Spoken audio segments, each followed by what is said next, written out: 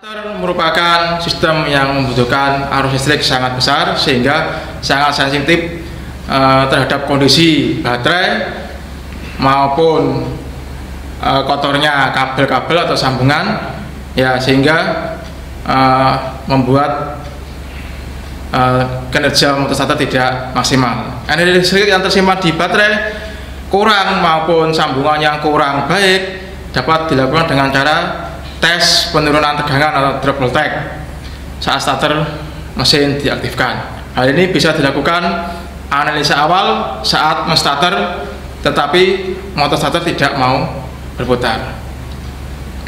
Untuk pengukurannya yaitu poin 1 pada aki, poin 2 pada terminal plus aki dan input relay, poin 3 pada input dan output relay, poin 4 pada plus dan negatif motor starter, dan 5 pada plus aki dan negatif atau bodi motor starter.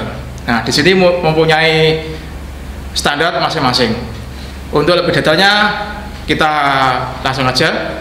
Prosedur pengukuran kerugian tegangan pada sistem starter. Yang pertama, ukur tegangan pada poin 1 atau pada plus minus aki saat sebelum di starter dan setelah di starter. Nah, saat starter itu berapa? Silakan dilihat pada alat ukur yang tampak tegangannya berapa. Yang kedua, ukur tegangan pada poin 4 yaitu pada dinamo starter. Ya, saat di starter hasilnya berapa? Silakan dilihat pada voltmeter. Ya. Jika pengukuran tegangan baterai sebelum atau saat di starter menunjukkan kurang dari 10 volt, berarti baterai dalam keadaan lemah dan bisa dilakukan pemeriksaan lanjutan. Nah, pemeriksaannya seperti ini.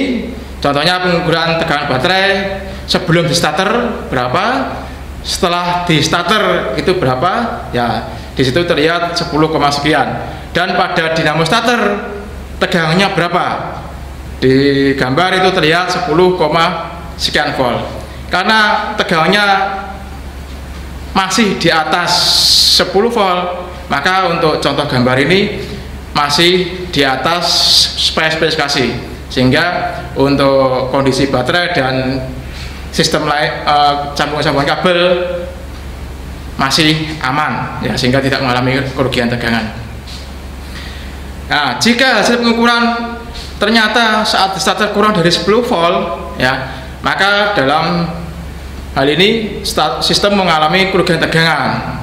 Untuk itu silakan lakukan pengukuran pada poin 2, 3, dan 5. Ya, untuk mengetahui letak mana yang melebihi spesifikasi. Spesifikasi bisa dilihat tadi di slide sebelumnya.